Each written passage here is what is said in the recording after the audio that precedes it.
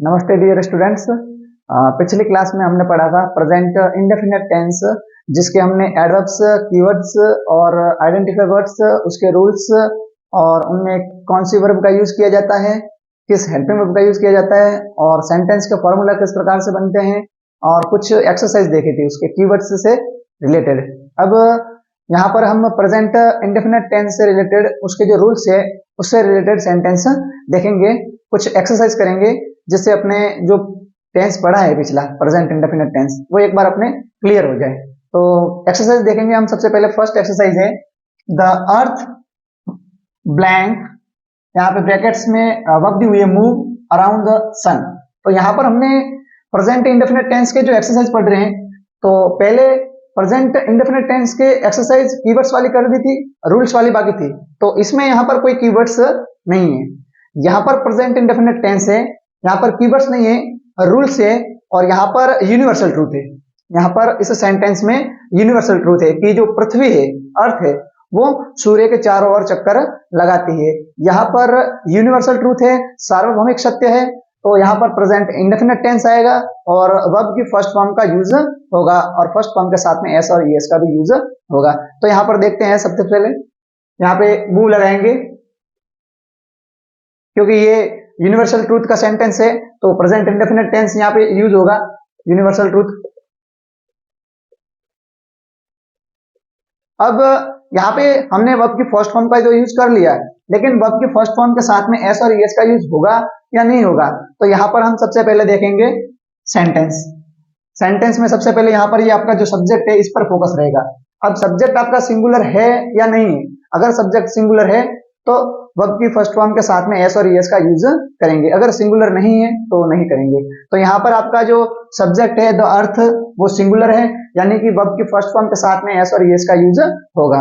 अब हम यहाँ पर एस और एस दोनों साथ में नहीं लगाएंगे, या तो एस का यूज होगा या एस का यूज होगा। तो यदि वर्ब के अंत में O X S H C H double S Z है तो एस लगेगा, अन्यथा एस लगेगा। तो यहाँ पर ओ नहीं है, एक्स नहीं है, एस एच नहीं है, सी एच नहीं है, डबल एस नहीं है, जेड नहीं है, तो यहाँ पर हम एस लगाएंगे, यहाँ पर लगेगा एस। तो यहाँ पर अपना ये फर्स्ट जो सेंटेंस है वो हो गया क्लियर। अब नेक्स्ट जो है अपना second sentence, water blank brackets में वर्ब दी हुई है फ्रीज एट 0 डिग्री सेल्सियस। अब ये अपना जो सेंटेंस है इसमें भी कोई कीवर्ड्स दिया हुआ नहीं है। ये जो सेंटेंस है वो साइंटिफिक फैक्ट वाला है। ये जो सेंटेंस है वो साइंटिफिक फैक्ट्स वाला सेंटेंस है, जिसमें बताया गया है कि जो पानी है वो 0 डिग्री सेल्सियस पर जमता है। फ्रीज क्या करता है? जमता है। तो यहां पर भी हम वर्ब की फर्स्ट फॉर्म का यूज करेंगे। अब फर्स्ट फॉर्म के साथ में एस और एस का यूज होगा या नहीं होगा। तो यहां पर भी हम सब्जेक्ट को देखेंगे। सब्जेक्ट आपका सिंगुलर है, वाटर सिंगुलर है, तो यहाँ पर जो फ्रीज है इसके साथ में एस और एस का यूज होगा। अब यहाँ पर एस लगेगा या एस लगेगा, तो वापस से हमने यहाँ पर वर्ब के अंत में देखेंगे O X S H C H double S Z है, नहीं है, तो यहाँ पर हम लगाएंगे एस। अगर O X S H C H double S Z होता तो हम यहाँ पर वर्ब के अंत में यूज करते एस। अब नेक्स्ट अपना जो सेंटेंस है थर्ड, वो है वाटर ब्लैंक और ब्रैकेट्स में वर्ब दी हुई है बॉयल एट 100 डिग्री सेल्सियस। अपना ये सेंटेंस है, ये भी जो है वो साइंटिफिक फैक्ट्स वाला है। ये वाला सेंटेंस भी आपके साइंटिफिक फैक्ट्स वाला है। ये भी आपके साइंटिफिक फैक्ट्स वाला है।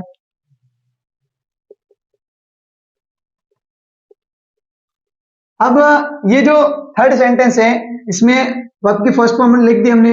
अब फर्स्ट फॉर्म के साथ में एस और एस का यूज होगा या नहीं होगा। तो यहाँ पर इस फर्स्ट फॉर्म के साथ में एस का यूज करेंगे या एस का यूज करेंगे, तो सब्जेक्ट देखेंगे। आपका सब्जेक्ट यहाँ पर क्या है? सिंगुलर। अब वर्ब सब्जेक्ट सिंगुलर है यानी कि एस और एस का यूज होगा। अब वर्ब के अंत में देखेंगे तो यहाँ पर ओ नहीं है, एक्स नहीं है, एस एच नहीं है, सी एच नहीं है, डबल एस नहीं है, जेड नहीं है, यानी कि यहाँ पर एस का यूज नहीं होगा। हम यहाँ पर करेंगे एस का यूज।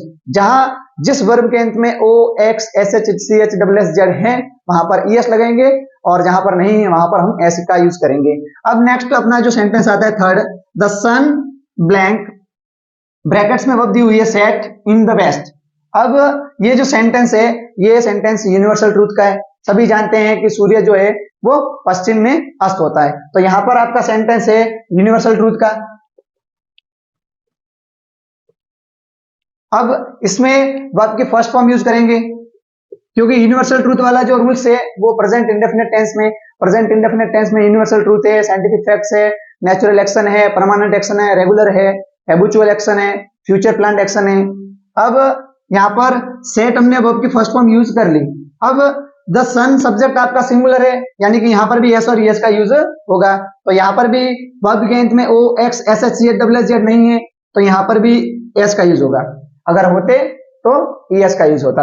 अब नेक्स्ट अपना सेंटेंस है अवर ऑफिस ब्लैंक, और ब्रैकेट्स में यहाँ पे वर्ब दी हुई है फंक्शन फ्रॉम 8 to 2। हमारी जो ऑफिस है वो वर्क करती है 8 से लेकर के 2 बजे तक के लिए, 8 से लेकर के 2 बजे तक के लिए वर्क करती है। ये एक प्रकार की रेगुलर एक्शन है। कौन सी एक्शन है? रेगुलर एक्शन है। तो रेगुलर एक्शन के लिए भी यहाँ पर प्रेजेंट इंडेफिनिट टेंस का यूज किया जाएगा। तो यहाँ पर भी हम सबसे पहले V1 का यूज करेंगे, फंक्शन।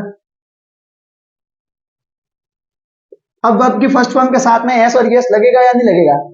तो यहाँ पर जो आपका सब्जेक्ट है वो आपको लग रहा है कि प्लूरल है। हमारी ऑफिस एक ही होती है, कोई भी संस्था है, डिपार्टमेंट है, वहां पर ऑफिस एक ही होती है। सभी जो कलीग्स है या स्टाफ है या फिर क्लासरूम्स के जो स्टूडेंट्स है वो मिल करके कहते हैं कि हमारी ऑफिस कहने का मतलब कि ऑफिस एक ही होती है। आपका सब्जेक्ट यहाँ पर सिंगुलर है, तो सिंगुलर है तो यहाँ पर भी वर्ब की फर्स्ट फॉर्म के साथ में एस और एस का यूज होगा।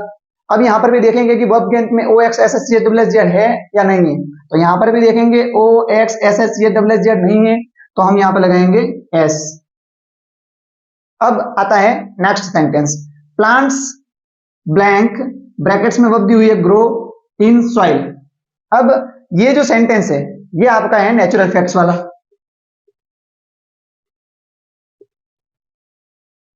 यहाँ पे नेचुरल फैक्ट्स है, तो इसमें यहाँ पर प्लांट्स और यहाँ पे हम लगाएंगे ग्रो फर्स्ट फॉर्म, क्योंकि नेचुरल फैक्ट्स वाला जो है सेंटेंस वो आता है प्रेजेंट इंडेफिनिट टेंस में।